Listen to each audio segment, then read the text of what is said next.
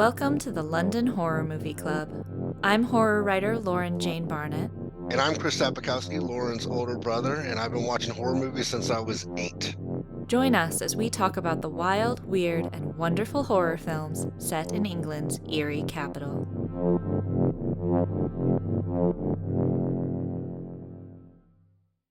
Hi there, everyone. We have a real treat for you this June. You will recognize our guest immediately as the female cenobite from Hellraiser II, or perhaps from Grizzly II. She evidently likes sequels. She's also for music videos for her music mime dance group Shock. Maybe even you've seen the pop video for UltraVox's Passing Strangers, so you know those amazing eyes. She also written for, acted, and presented on television and other movies. She was a film and music reviewer, and she has since become a much lauded horror writer. I, in fact, have one of her books. And her short story, Blue Eyes, is currently being turned into a film. So welcome, Barbie Wilde. Hi. Hello. I'm there. That's great. So we have so much to talk about, but I want to start in going way back to when you were a kid. You adore music, and you ended up being really heavily associated with horror. Which came first? They were sort of simultaneous because the whole horror thing, my parents were very, hey, there's this horror movie on called The Day the Earth Stood Still with Michael Rennie, a Saturday creature feature. Let's watch it. And then, hey, the Psycho's on. That nice Mr. Hitchcock made this movie. And they were really cool. And they thought I was grown up enough to do it. And so I think the horror stuff, I mean, also my brother, I always blame him. He made me watch the Saturday afternoon creature feature. And so I saw a lot of black and white horror.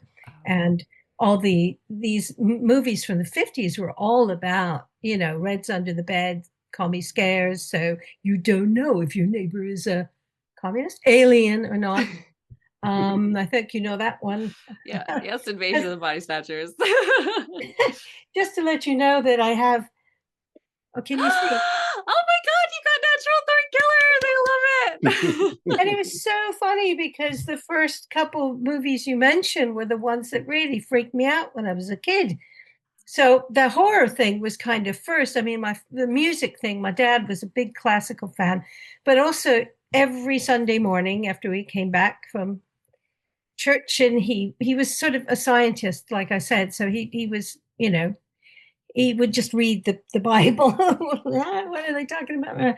But he would always put on masked pipe bands, bagpipes. Oh, wow. Yeah. Holy cow. No, but I ended up going to the first credit course how to play a bagpipe.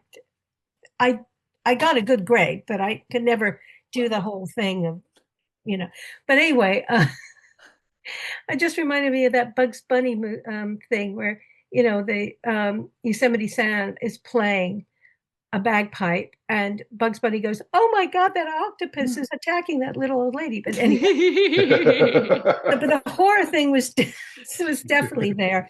And, which I loved about your book that I started reading is that, Invasion of the Body Snatchers is but I can't, we actually tried to watch it, a few years ago.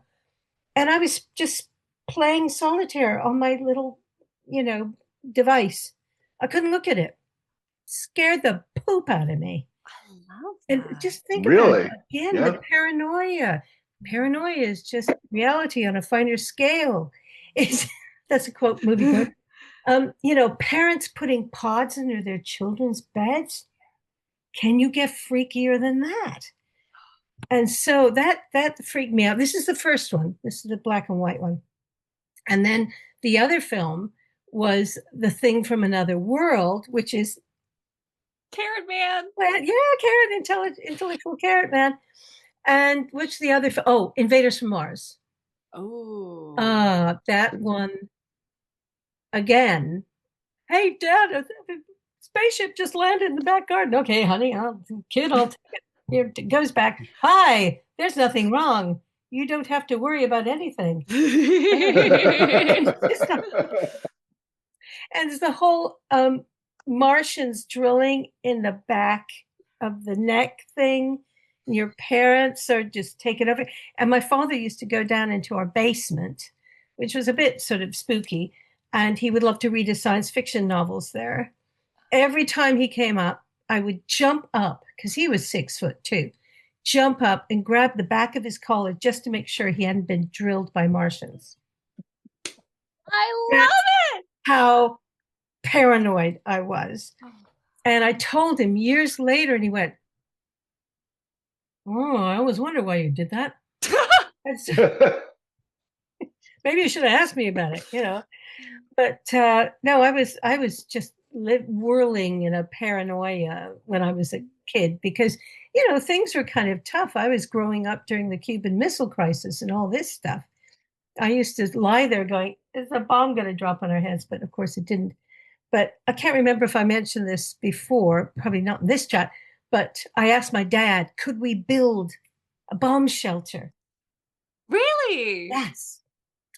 And he said, I'm like 6 or 7. And he said, "Barbie, you'd have to be down there for 20 years. You couldn't get that much food. You'd come out and your world as you knew it was gone. So much better to just die in a bright flash of light." Now, for an 8-year-old, I mean, that's bold. but faultless, logical stuff. But why would those movies scare you if your father's telling you? You're like, you just want to die more instantaneously than to drag it out over 20 years. Yeah, exactly. But no, but definitely the sci-fi movies, sci-fi horror in the 60s, and then got a little bit more sophisticated. But you know, like I said, my parents would turn on the TV. They were excited to have a TV back in those days, and we watched The Innocents. I remember, which was one of my favorites, Deborah Carr, great ghost story. Amazing. And it's based on The Turn of the Screw. Yeah. Have you read that? Yeah. And The Others is as well. I don't know if you've seen that, but it's yes. Yeah. But it's interesting because those films, the Invaders from Mars, The Innocents, and there was one other one. It's sort of like, is this in the mind of the oh God, what was it? Haunting a Hill House. Oh, yes. Yes. Oh. Is that in her head that she hears the ghosts and shit? Or is it, you know? So, but those are all the things that I used to watch when I was a kid, which is sort of makes sense that I didn't choose to be in a horror movie, by the way. If you're an actress, you just take whatever the hell audition. Whatever role. You know, you just, unless you're Bunder, oh no, I said Bunderdap Cumberbatch. Benedict Cumberbatch, you can pick and choose, you know. But they said, "Oh, do you want to go to a horror movie audition?" I might be getting ahead of myself, sorry. No. And it was for Hellraiser, and I thought, oh no, I can't do that. Oh my God. It was just that the chatter was the one that freaked me out. And I thought, and I hated mask work, having been a professionally trained mime artist, you know. I had done some mask work and I hated it. And so I thought, oh no, I don't know if I want to go to this audition. And because I'd seen the movie, everyone ran to see it because it's Clive Barker and all that. And my friend Jeff from Lancashire, and I cannot do the accent. But of course, you guys are American. You'll probably think it's brilliant. Exactly. Hey, Bobby, you know, go and do your audition, Lou. You know, 30 years from now, they'll be calling you Barbie Wilde, Queen of the B movies, you know. And they sort of do. So I went to the audition, and they said, "We want you to pay the female cenobite." And I went, okay. And then somebody said the word cenobite. I said, yes, it's a member of an order, usually a religious one. And Tony Randall, the director, said, actually, Clive Barker made it up, I'm pretty sure. I went, no, it's actually a proper word in the dictionary. Clive didn't make it up. And he went, no, Clive did make it up. No. Pro tip, don't contradict the director who's auditioning you.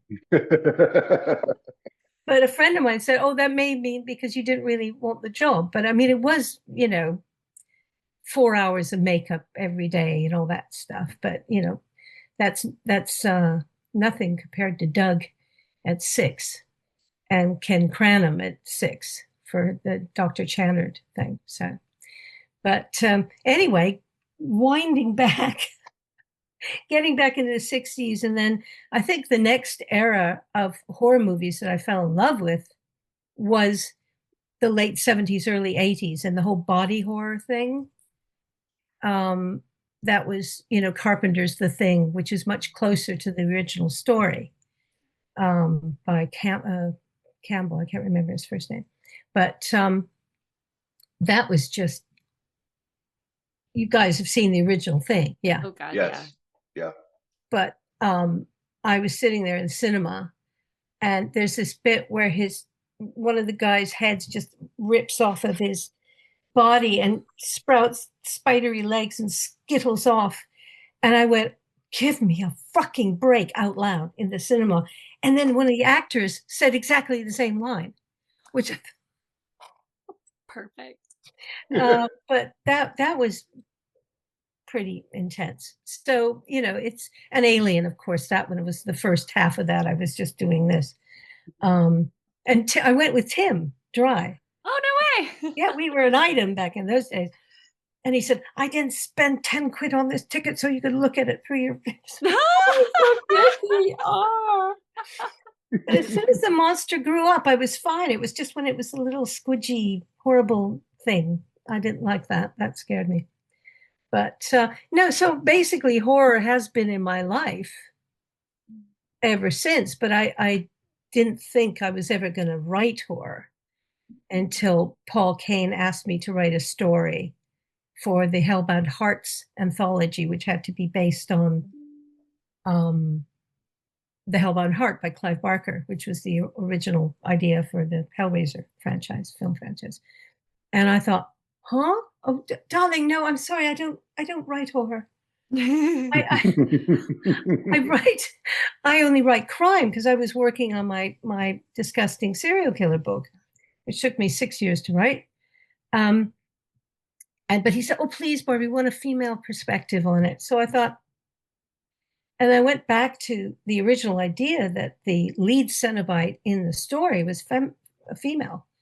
So that's why I came up with the Sister Celise idea. I thought, why not take it from there? And I wrote it in a week. And I've never done that since. I was just falling asleep and ideas would come into my head. But the idea that she was a nun, it was all therapy for me, working up my feelings about certain religions and stuff. So I won't go any further. One has to be careful these days. But, it's just, yeah, let's explore that thing. Because I think Gary Tunnicliffe came up with the idea that the female cenobite had previously been a nun. He was the one who did Doug's makeup in Hellraiser III, I think. And so I thought, I'll take that. I'll steal it. I'll borrow that idea. I'll expand on it. So that's sort of where I ended up into, thank you, Paul Kane, into sort of writing horror novels and stuff like that, and stories. You've touched on, you've kind of been in everything. What do you have one preference over the other, writing or acting, or even going back to your mime training? Well, it's interesting because doing the whole mime thing, I mean, it's sort of, I came over here to Britain, and a friend of mine said, oh, you got to go to the dance center and take mime classes. And that's where I met Tim Dry, was in mime class. And we were doing really hardcore stuff, And then these two crazy dancers, but they're acting students basically said, we've got this group called Shock. So we love what you're doing. So why don't you add that? And we were sort of doing more, and we added more people and ended up supporting Gary Newman at Wembley Arena. That was pretty groovy. Wow. But, after the group broke up, which these things do, and I thought, oh, I guess I had to go back to acting, but having the little thing of having been a mime artist. And I think that's one of the reasons why I was asked to audition for Hellraiser II, is because they felt that mime artists were more patient. Sorry. during the makeup process. Now, I was not. I couldn't talk. I mean, you might have got the impression. Barbie, could you not talk because the makeup is peeling away on right? So, but it was, but it was great. It was fun. I think I remember I actually went up for an audition. This is weird, for a Greystoke. Do you remember Greystoke? With tall French actor guy Christopher Lambert. Oh, okay. Andy McDowell. It was basically the story of Tarzan. And they had animatronic type apes with human mime people inside of them. Wow. And I do know that. Yes, okay. I know what you're talking about. And only one of our group, I mean, we watched a million Jane Goodall films, and we all had to act like apes in workshops and stuff. And only one of our, Ailsa Burke, who was the wife of a very famous mime teacher, I think, she got to play Kala, the mother, sort of the ape mother of Tarzan. And so she was the one who got to go down to Kenya and wear a big fuzzy suit and dive heat prostrate. But that was like some of the weird things that I've done. But it just because I was a mime artist, they say, "Oh, that's interesting. You can come in and audition for that." But they were very thorough. I mean, it was about 3 weeks of workshops and movies and stuff. But oh wow, yeah, and we didn't get paid at all. That's bad. Oh, I don't remember getting paid. No, we were just desperate for the job. I mean, that's how it works. So, and that's why they didn't pay you. They were like, they had it worked out perfect. Yeah, exactly. Oh dear. Did the mime work come up a lot then in all of your auditions, not just Hellraiser? Oh well, when I did Grizzly II, my boyfriend at the time actually was Richard James Burgess, and he was a record producer, and he was a member of a band called Landscape, and they had a number 6 hit with Einstein a Go-Go, and we were in the video. The girls was in the video, and then he said, "Oh, listen, I've been producing this band that's in this film called Grizzly II, where the bear attacks this huge concert, and they want me to be the drummer in the band, but I can't because I'm going up to produce Adam Ant in Sweden. And why don't you do it?" I went, "What? I don't know how to drum." And he said, "I can teach you in an afternoon," because it was mime drumming. I didn't have to be particularly accurate, you see. And he had these incredible head drums that were Simmons drums. They were electronic drums. So he just, I even now I can do it, you know. So I did that, and that was in Hungary, and that was really bizarre job because they got Black Sabbath in to play the concert that they were filming around. Imagine. And so all these, you know, culture-starved Hungarians rushed out to see Black Sabbath, and they did their show, and then they took us, "Okay, it's intermission, guys." And so they ran off, and then the band in the movie ran on. And we did the same 3 songs 3 times in a row. So you can imagine, you poor Hungarian metal fans. What are all these people striding around the stage in sort of gold outfits playing really heavy duty electronica? I don't understand. But all the enthusiastic crowd responses were, of course, from, Black Sabbath. Black Sabbath. But anyway, that was, yet another weird mime related job. But then it didn't come out for like 38 years. And again, it was just another project that ended up in the director's basement. And then the producer, whose name escapes me, found the stuff and went, let's release it. So she did. And they cut most of my bits out, sadly, but it was just so weird seeing Louise Fletcher and oh God, George Clooney. Yeah, I was gonna say you were with the You were with Clooney. yeah. I wasn't with Clooney. I never saw him, Laura Dern, or Charlie Sheen. They were, darling, they were just sort of, red shirts, as we call them in Star Trek land. They get killed by the bear in the first 5 minutes, But Red shirts. I was gonna start calling people red shirts. Oh, well, no, it's just like, oh yeah, they're going to definitely die in the first 10 minutes of this film. And the funny thing is, they were going to have an animatronic bear, a mechanical bear, and it didn't work. And so basically, when you see George Clooney go, oh no, it's a big bear, and he's really not doing a great job at this point. He's just doing it at air. There's nothing there to scare him. Poor guy. He should have taken more mime training. Yeah.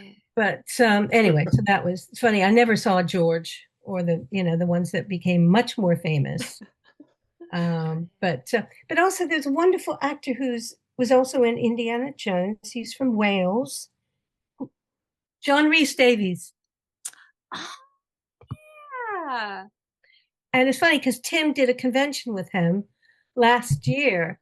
And I said, just go up to him and say, Barbie from Grizzly II says hi. He will not remember. And I don't think he remembered me, but he did remember Grizzly II, for sure. But it's a very, very strange thing.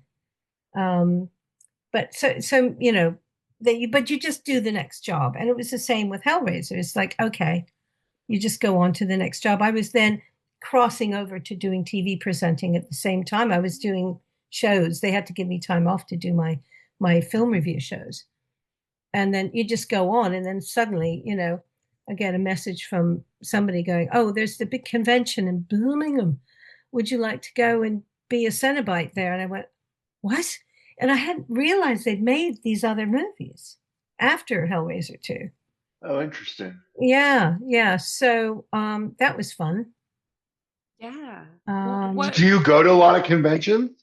I have done, yeah. It always amazes me that, you see, I just thought I was making this little tiny budgeted British horror movie. I hadn't realized it had been on heavy rotation on the Horror Channel in the United States. Mm-hmm. So I was amazed at people coming up to me and saying, you scared me to death when I was 8. And I said, what were your parents thinking? There's S&M stuff in this movie.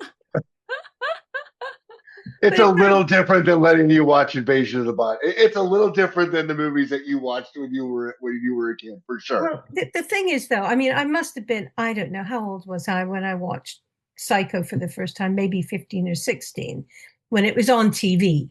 Right. And, I was still thinking, oh, maybe she's still alive in the trunk of the car. And, no, Barbie, no, But no, I don't think, I mean, my mother, the film that really bothered her by Hitchcock was The Birds.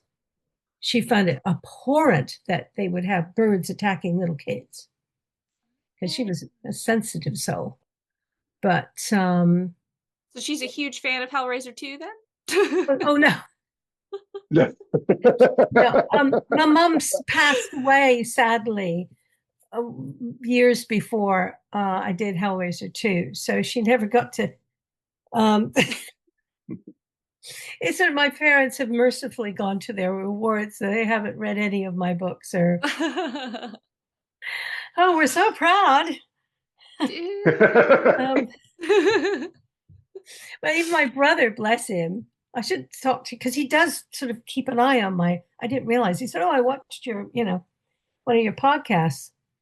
You always blame me. And I said, well, I wanted to see these films. But no, I've got a lot of scaredy cats in my family. So they're not, except my husband. He loves what I do.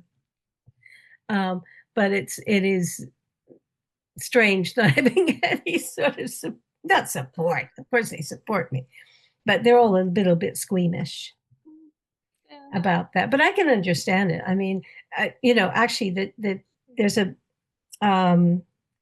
anthology out called the Mammoth Book of Body Horror, and it Who Goes There, which is the basis of the thing, is in that book, as well as my story, Polyp. So there's another little connection to the thing. Nice. But that story was really disgusting. It's about this polyp that shoots out of this guy's ass when he has a colonoscopy, and it grows and takes over this hospital and kills everybody, and it's disgusting. I love it. Where did the idea for that come from? Yeah. I don't want to get into the actual. It's just that, everybody should have a colonoscopy by the time they're 50. But no, a lot of things, like I did a story called Botophobia, and that was absolutely, I mean, at the end, spoilers, it's based on my fears, from invaders from Mars and stuff, that there are aliens in the basement. I was right. So it is, so that's, you just use that stuff, that. But I was so thrilled reading your chapters about invasion of the body snatchers and the thing from another world. And then I guess, do you cover the thing too, Carpenter's thing? No, because it's not directly plant related. It's never clear what the thing is. Of course. Oh no. Yes, you're right. No. Yep. But we mentioned it very briefly because obviously it's had the same source material as Thing from Another World. But it's not it. Yeah. But I'm in the same boat as you, though. I mean, my brother, as you can tell, is a huge horror fan, which is great. But my parents have long passed away, but my aunt Kathy and Uncle Dean keep saying to me, "When are you going to write a book I can read?" My brother said the exact same thing. But he did read, because there's a bit of a nasty little history in our family about, colons and stuff. He did read Polyp. And I said, well, what did you think? And he said, well, if you wanted to write a story about a giant polyp taking over a hospital and terrorizing all the doctors and nurses, well, you succeeded. And he was almost like angry about it, because it's like the last thing he wanted to read too. No, it is. No, I mean, after my stepdaughter read Sister Celeste, she actually called up my husband and said, I'm scared for you. Best review ever. What? Best review ever. He said, is Barbie okay? Why does she write this stuff? How you know it's good. But if you have sort of had an interesting life, which I think I have, and a fair amount of childhood trauma, blah, blah, blah, it's a wonderful, glorious exorcism to and I think that's one of the reasons why now I prefer writing to acting. Although I love acting. I'll never give that up. But you have more power as a writer. And although actually, I think if you ask writers in Hollywood, they'll say, we're the last people who have any power. But I think, who was the guy who wrote, was it Fight Club? And he went to the set to see, the guys who were in Fight Club, Brad Pitt and all that. And people went and said, who are you? Oh, I wrote the book. And he went, oh, yeah. Yeah. Care less. He's written a lot as well. Oh, no, he's a wonderful writer. Yeah. And it's interesting because I thought Barry Norman, who's before your time, he was the film critic on TV. And his father was Leslie Norman, who was a very famous British director. He hated the first Hellraiser film. Hated it. And he hated Fight Club. But I said to myself, well, no, it's so poignant, Fight Club, because it shows, that men growing up and they have to be tough and maybe they don't want to be tough and all this sort of stuff. But I think that there was a very funny moment because as I was saying, I was actually doing film criticism for London Weekend Television. And at the same time, I was doing Hellraiser. And Barry Norman came to visit the set because they invited him in the vain hope that he might give a good review to Hellraiser 2. And he was walking around and I hid because I was in my full cenobite makeup.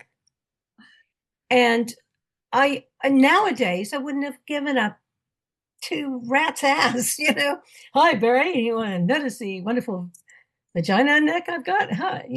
But no, back then I was like, oh my God, he's my hero, and people, and poor Jeff Portes, who was the makeup artist, said, Barbie, where's Barbie? And I finally came out from some boxes and, I was just so stupid. But I thought, why am I doing this? But I think it's all just, you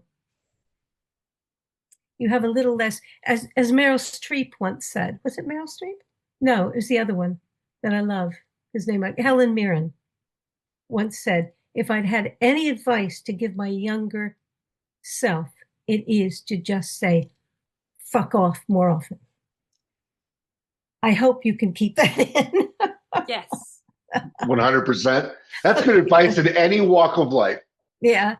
No, it's but it is, one does have to sort of get a bit stronger, but I think that, over the years that has grown in me and now I'm trying to be, give back as good as you get. But I was a bit too sensitive about Barry. I think I should have just come out. But anyway. But I have no idea what his review was of Hellraiser 2. I don't know. So a lot of people like Hellraiser 2 more than Hellraiser. What is your opinion? Chris? I like I am a fan of the first one. I like the second one a lot, but the first one, it just, I think when I saw it, it just sticks with me more. Yeah. No, so I think that's it. Yeah, the first one is my favorite. And people always say, oh, that's why I'm always surprised when they say 2, because I think it's because they have a little bit more background about the Cenobites. But I think the first one, but the second one is a worthy sequel. 100%. 100%. Yeah. So I think that's probably why as well. So many people, especially if you love horror, you get sequels that feel like they're half put together or money grabs rather than like really well thought out sequels. And Hellraiser 2 has properly been thought out. Yeah. 100%. Yeah. It's a great continuation where, a lot of times it's just like, we've got to capitalize on this. And then it's like loosely, it's in name only. Right. And so you're not. Well, it's, they had more money for the second one. But there was a little bit of problem. It was actually a bit chaotic. We were getting pink pages or whatever they call them all the time because they weren't sure whether Andy Robertson was going to come back. And even now, when I ask him, he says, oh, I can't remember why I didn't do it. Oh, no. But because he was magnificent in the first one.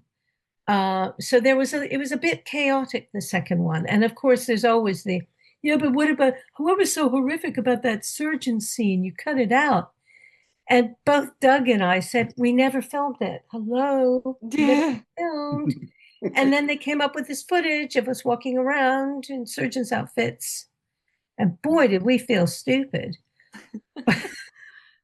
But we were supposed to turn from doctors into Cenobites. And they reckoned that was going to be another 50,000 pounds. So they thought, yeah, it's not worth it for like a 2-minute thing. So they just cut it out, but it just went into horror history. It's always amazing to me to think of like when you hear things, especially just like that, it's something that would have been very cool or something that goes along with the story so well. The decision to either have it or not have it comes down to dollars or pounds, right? You're like, if it's just a bigger budget, things go in as opposed to not. Yeah. Well, I remember when we were shooting Death Wish 3, it was far too expensive to shoot it on the streets of New York. So they came, and there was a hospital that had just been ripped down, but it still had a lot of outbuildings and stuff. Called, I think it was Lambeth Hospital, and they shot it in there. And but it was so, we there was the ones, my big scream scene when poor Gavin O'Hurley is Gatling gunned out the window by Chuck and his horrible big weapon. I had to. What's his name? Michael Winner came up and said, "You've got one take, one." And so I had to see him and this huge explosion. And I had to leap up and scream, and the tension. Don't blow the screen, but luckily I didn't. But in most of the films were that I was involved in were fairly low budget. Is there anyone that was a big budget? No, don't think so. What are some things you think people don't realize about low budget films? Well, I think that the thing that a friend of mine who's directed Zombie Confederate Massacre, I think she wrote the script for it. That's why she wants to get it made. But she's a philosophy professor, actually. Love it. But, she said the thing about horror fans is they forgive poor production values if you can give them the scares. And that's the thing, is that, there was some slightly dodgy moments in Hellraiser 2, and even some of the effects in Hellraiser 1, but people are loving the practical real effects now because they're sick to death of CGI. Yes. So that's now people are going back to doing that. They're going back to do real practical effects. I mean, the reconstitution of Frank in that sort of attic room in the first film, I mean, that was pretty gooshy. And I think they just used bits of strange resin and glue and stuff like that. I mean, one of my favorite stories about the ingenuity of set designers, and you may remember in Invaders from Mars, where the mutants with the wonderful zippers in the back of their costumes were running through these hallways, covered what it looked like sort of bubbly, sort of internally stuff. They tried balloons, but every time somebody ran down the corridor, they'd explode. So they used condoms. So clever. Which was so much stronger. And they blew up the condoms and glued them to the walls. And I just think, wow, that's ingenuity. Again, that must have been very low budget. But that's why I love seeing films that do manage to do that. But so what are your favorite? I mean, obviously you like your plant-based horror. I should let Chris. What are your favorites, Chris? Favorite horrors in general? I will say I stand by the fact that Nightmare on Elm Street ruined me.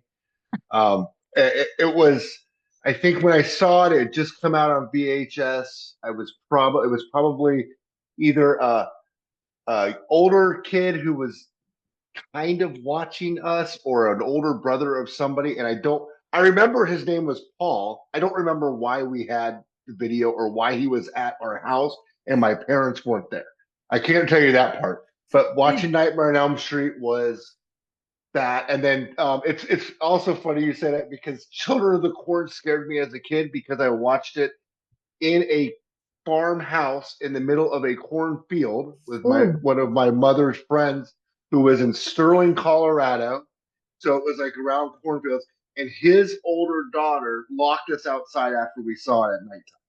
So it was petrifying. I rewatched it on Tubi about 4 days ago, and it is not scary at all. But as a kid, petrifying. So, but I go back to like the just 80s horror movies. Like I can watch any of them and enjoy myself. And maybe it's a little nostalgia. Maybe it's the fact that there's not CGI everywhere. So that's where I go. I'll let Yeah, Lauren give a the way 80s. more educated answer. Yeah, well, the 80s was extraordinary because you get Halloween and Thing, and of course Carpenter's Thing bombed at the box office because it came out the same year as E.T.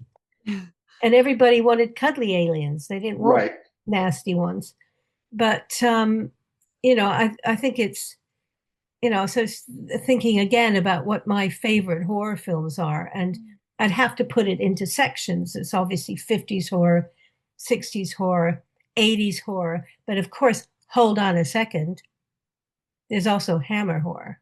Yeah. Mhm. And I'll never forget, I watched the horror of Dracula, as they called it, Yep. on television. And Christopher Lee just, whoa, and lovely Peter Cushing just rocked my world. I just thought, wow, this is great, because I was reading Dracula at the same time. Oh, wow. Well, grew up in Eastern Washington State, although I'm Canadian, and then we moved to upstate New York, and I had a choice of having either English or Gothic literature. I went, Interesting. cool. So I went for the Gothic, and so my term paper, the Vampire and Gothic Literature, got an A-. Love it. But I was reading Dracula, which is like, wow, this is amazing. And then I see Chris Lee doing his thing, and that was wonderful. But so there's so many fusses about all the Frankensteins that are coming out at the moment. To me, what is it? An hour and 20 minutes? Curse of Frankenstein? With the most pervy performance by Peter Cushing. I mean, when he locks his maid in the room with Chris Lee going, "Arr!" and she's screaming away, and he's up against the door, and he looks like he's enjoying himself. And I said, oh, Peter. But it's a wonderful film. It is lovely, and it's only an hour and 20 minutes. Because one of my big gripes about movies nowadays is length. Yes. They're too long. All of them are too long. What was it? It was Hitchcock, who I do love. You said the length of a film should be absolutely dependent upon the endurance of the audience's bladders. Right? And it's just, it's like my husband has just said, I'm not watching any film that's longer than 2 hours now, although we did watch Oppenheimer, which was amazing, but. Yeah. No, I am convinced, and I stand by. Everybody throws at me like big famous movies that are over this length. I stand by. There is no movie that's made better for being longer than 2 hours. Yeah. Even the big famous ones that Ben-Hur, whatever, you could still have that film be amazing at under 2 hours. Well, the thing is, I mean, maybe the only exception would be Lawrence of Arabia, right? Can I tell you how I embarrassed myself watching Lawrence of Arabia? My father was also a bit of a military historian, and so he dragged us along, and I was like 8. We're watching this 3-hour-long film. And the very beginning of the film, I didn't know who the hell this guy was. And he jumps on a motorcycle, he's poodling along the English countryside, and then he comes a cropper. He swerves so he doesn't hit a truck or something, and he goes over the hedge, and I laugh because it reminded me of the Wile E. Coyote cartoons, right? Bugs Bunny, he's going to pop up again, he'll be fine. No, he's dead. I was the only person in the whole cinema who laughed. Oh. So that was a bit sad. It's better than laughing during Psycho. Did you laugh during Psycho? Did I laugh during Psycho? No, I just as like a thought experiment, like what would have been the worst ones? Don't worry. Oh God! I remember when Tim said he was about 12 and his mother took him to see Psycho, and she said, "Oh, that nice Mr. Hitchcock has done a new movie," and he's like going, "Ooh, this isn't like North by Northwest." But I don't know if you guys have seen the absolutely brilliant. It sort of came and went. Hitchcock, with Anthony Hopkins playing Hitchcock. Very good. Very good. Oh, okay. Helen, love her. She was great. Put up with your fantasy blondes, you know.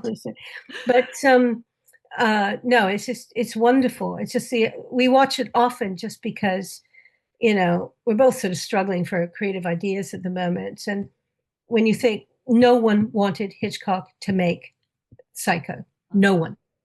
And he had to fight, fight, fight. And he made more money out of that film than any other one that he ever did. But it's just done with so much affection. Love it. So, speaking of writing inspired movies, oh, sorry, Chris, Yeah. go ahead. That's what I was just going to go about. I was just going to ask a question about writing the movies or writing and then making it into a movie. So Same, I go know for that it. you had mentioned that, you know, you have a story or a book that you've written, and it's getting turned into a feature. How are you finding that process? How are you liking it? well, it was very exciting. Chris Alexander has long been a wonderful advocate for me, and he did a great big spread of my writing in Fangoria, and he called it Bad Barbie, which I think was wonderful. And he called me one of the finest purveyors of erotically charged horror fiction around, which I thought was absolutely wonderful, and I use it all the time on my books. That's a blurb and a half. But he loved this story I'd written called Blue Eyes, and it was about this homeless guy who finds this. He's just in the forest because he gets tossed out of town. He's wandering around. He sees this mysterious light, and he goes over, and there's this like glass coffin, almost like, you know, Sleeping Beauty, and there's this beautiful naked woman in it, and he goes, "Wow!" But she's more than just dead or whatever, and he just thought this is a great idea, and we nearly got funded for it. But so it's sort of like he has gone back to doing his more smaller, because he said we'd need a lot of cash. And I asked him, I said, well, what about, you know, the Canadian government seems very good about, because he's Canadian, about, you know, funding projects. He said, I have to have total control, and they'd want some kind of say over the final cut and stuff. So, bleh. But no, this is a long running thing. The thing that I'm hoping for is that this again has been a long time in the making, is to have Sister Celise, my female cenobite story, made into a graphic novel, because that's a really good stepping stone to a movie. Because, you know, you can give it to a director and they go, oh wow, I don't have to do a storyboard, cool.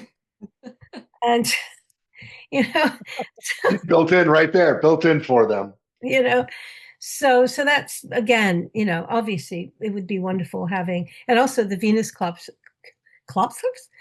complex, which is my serial killer story. I'd love to have that made into a movie, but you know, it's tough.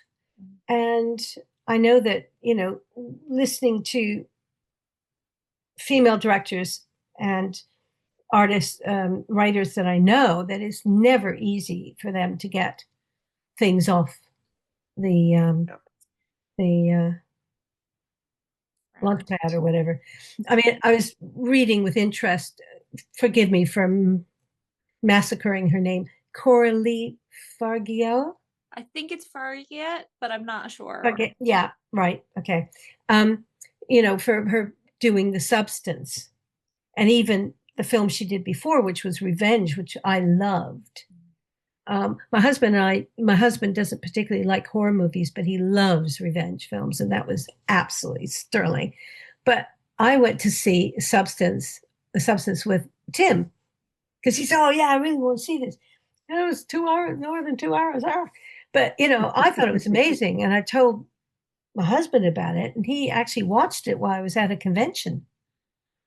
And I said, you saw it? What did you think? And he went, it was mind-blowing. You know, he likes something that's intelligent. And I thought that was a really intelligent horror movie. And also, she said, I just wanted to show the big boys that women can do body horror. Yeah. Which, of course, the Saskas did with American Mary years ago.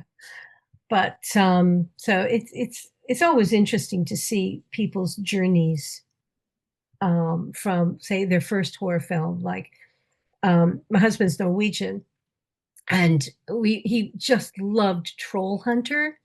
I Andres love that Urdahl. movie. I What? love that movie so much. I love it. And then his next one, which was The Autopsy of Jane Doe, I believe, Oh, that yeah. was amazing. And he watched that, but of course it was short. And it also had Brian no. Cox. Brian Cox, was it? Oh, Possibly. I don't know. All I can picture is her body coming back together at the end right now, which is not helpful. Oh, no. Oh, let me look it up. Autopsy. It's yeah, it's definitely Brian a British Cox. Yes. actor. Okay. Yeah. No, it's Brian Cox. Yep. Yeah. But it was wonderful because it was like, CSI meets a horror movie. And the jump scares were really good. And it's such a good concept as well. You Yeah. know, that Yeah. kind of like starting out with forensically looking at somebody's body. Actually, so because we're talking about body horror, and you've mentioned sort of Saska sisters, and you've mentioned let's say Coralie Fargia. Fargia? Apologies, Coralie, if you ever Coralie. listen to Let's this. just call it Coralie because we're like Yeah. this. Yeah. It's a funny thing because I write psychological horror, but I love body horror. It's one of my favorite genres, and it's a weird thing as women being in body. Do you find that like weirdly we somehow all end up together in some way? We end up connected because we like body horror, or do you think it's like just really spread out? Well, it's interesting because there's some. Oh God, what's the one that is really nasty? I'm just trying to think. Have you seen Audition? Yeah. Oh, I made Tony watch Audition. Love Audition. It's got that nice bonkers surrealness to it at the end that he loves. So I knew. Yes, but it also starts out like some sort of romantic comedy. Yeah. Until you see the actress kneeling on the floor looking at the phone ringing, and you see this suddenly there's a bag of garbage moving behind her. But it's so Japanese. But the other thing, body horror. Here, this is definitely body horror. Titan. Have you? Oh Ooh, no! you must see Titan by Julia Ducournau. It won the Palme d'Or Oh. horror film.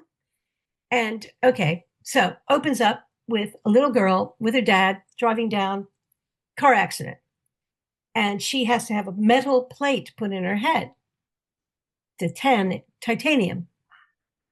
And she grows up and she's like a punk model, and she, shows everything. She doesn't care, and she's doing all this stuff. And she's doing all this modeling. And then one day she's in this car park with one of the fancy, Corvettes or something. And she and the car have relations, I think is the nicest way of putting it. She fucks the car, basically. Not quite sure. Well, maybe it had a stick shift. And then it goes on, and suddenly she's a serial killer. She's sort of killing all these people in this house. And George goes, I don't know how much more of this movie I can stand, because it was really brutal stuff. Again, a woman director. But then it changed, and I won't tell you what the change is. 2 minutes later, it changed, and then we looked at each other, burst out laughing, and said, "This is so French." So take that review. I mean, the French are really, I think her previous film, which I haven't seen, was Raw. Oh yeah, I know Raw. Okay. I've seen that one. Yeah. Yeah. But Titan is, like I said, it won the Palme d'Or for a horror movie. That's pretty amazing. But it's not an easy watch. But it's extraordinary. It's so out there. It's like The Substance. And I love that there are women directors doing that kind of thing. So, that we're making waves into the boys club. Yeah. I'm aware we're getting close to the end of our hour, and even though I have a million more questions to ask you, so we're gonna have to drag you on as many times as possible. But I always like to ask this, and especially because you also have family who don't like horror, I think you'd have an interesting answer. We both have friends and family who don't enjoy horror, and so we're always trying to do recommendations to get people into horror because it's such a broad genre that they think slasher or whatever. So do you have any thoughts on how to wean people into the horror world? Well, I think that it's I'm sorry if I was rambling on too much and I took up, so No, it was amazing. Amazing stories, amazing content. Loved it. I live a very sheltered life, darlings. But no, okay. Here's the thing. If you want to get people into it, I would say, why not? So I've got a little list here. I think the way I got into it, actually, I completely forgot to mention these two TV shows called The Twilight Zone and The Outer Limits. And my dad, never missed The Twilight Zone. And there's some wonderful, wonderful shows there. And The Outer Limits is also something. It's just like 40 minutes long. You can ease them into it. Of course, there's always the Hammer horror thing. But another film that I really loved from the 50s was The Night of the Demon. Oh, I had Chris watch that as one of our very first, like one of our earliest That was podcasts. one of our very first ones. Yep.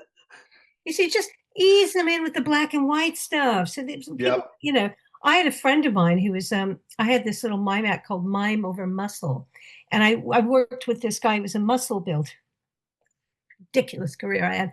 But he actually saw Alien and he fainted. This big guy who looked a bit like Rutger Hauer. He was actually his double in the Guinness ads. But he just, there are certain, you see blood and you just go boink. So start with the black and whites, maybe. And then, I don't know. I wouldn't go to the substance straight away.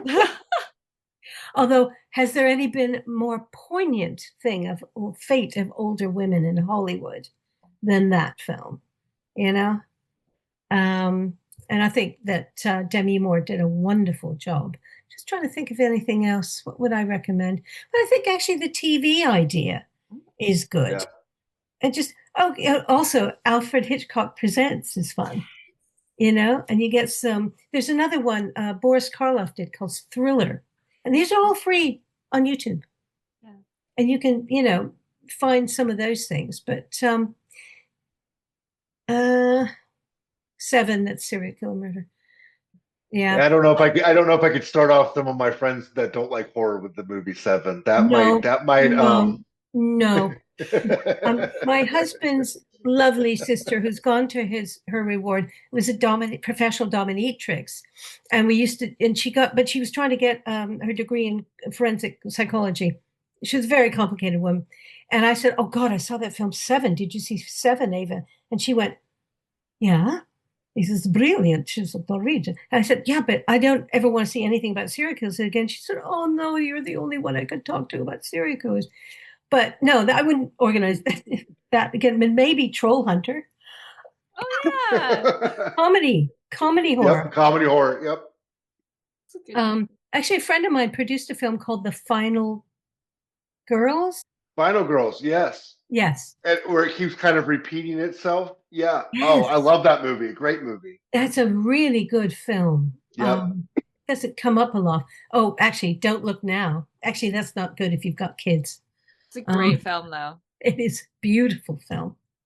But no, I think that it's difficult because if you don't like horror, you don't like horror. But at the same time, it's like I said, I never in a million years would have thought that my husband would have liked The Substance. But he loves films that have female protagonists, you see. So maybe that's why you get somebody, and they're not sort of screaming, but they're just being good, like Alien. Ripley is brilliant. And she was supposed to be a male character, by the way, I think. And they decided to go for a female character. But, maybe that would be the thing to do, is to find films that have these powerful female characters that win at the end. Because I don't like nihilistic horror myself. And everybody dies. Drag her to hell. That pissed me off, that film. She did everything she was supposed to do, and she still got dragged to hell. It's annoying. Anyway. So I know we should probably wind up, but Chris, do you have one last question? Because I know we've been dying to chat with Barbie. Oh, I don't even know, man. I think I was crossing off the questions that I had. Sorry, as we were talking. No, that was being answered. I mean, I could ask anything. I do want to know, do you still go to conventions? Do you still enjoy going to conventions? Absolutely. Okay, so Absolutely. it's not a tiring work thing for you. Oh, no. It's a fun. You may have already seen that I actually do like talking to people. And I always warn my little helpers if I have one. I go, listen, you're going to hear the same stories over and over and over again. It's okay. And but it is, I love it. I love meeting fans. I still find it amazing that people are interested in our little horror movie. But I was at a convention in Chicago a couple of years ago, and this guy came up with this single that my band had put out in 1980. And he said, "This is for my dad. I've come all the way from Ireland. Can you sign this?"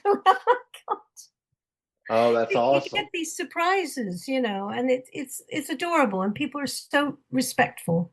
Horror fans are the best, in my opinion, because they're so respectful. They're always very polite, and love it. It's always fun. But we just have to see how things work out in this troubled world we're living in at the moment. Not that keen on flying at the moment, but hey, you can still get, what was it? Tim again.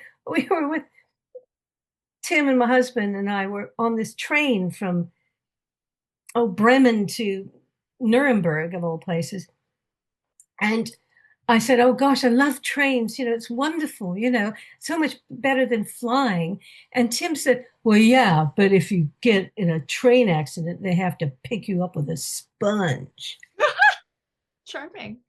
God, oh, that's a nice thought. With an English accent, of course. But anyway. Everything is better with an English accent. It doesn't sound as horrible. Yes, it's absolutely true. I've known a lot of rude English people, but that accent's always a kid. Yep. So on that note, I will end our wonderful interview. You are just so lovely to talk to, and I always learn something and discover new and exciting things when I talk to you. So thank you. I really appreciate you coming. Well, thank you for inviting me. It's been an absolute delight chatting to you both. And I'm sorry if I do run off. I mean, I love it. I felt terrible. I was really worried, but I always sort of, leap to the moment. Is that the right way? But anyway, no, it's been an absolute delight chatting to you guys. You're wonderful. So let me know when it's up and I'll promote. Yes, we definitely will. And yeah, last thing to do, of course, is to say thank you to our listeners. This has been the London Horror Movie Club. Bye. If you want to share your thoughts about this episode, please head to our Facebook or YouTube pages. We're grateful to Kukurbit, who made our music. Thank you for listening, and please join us next time for the London Horror Movie Club.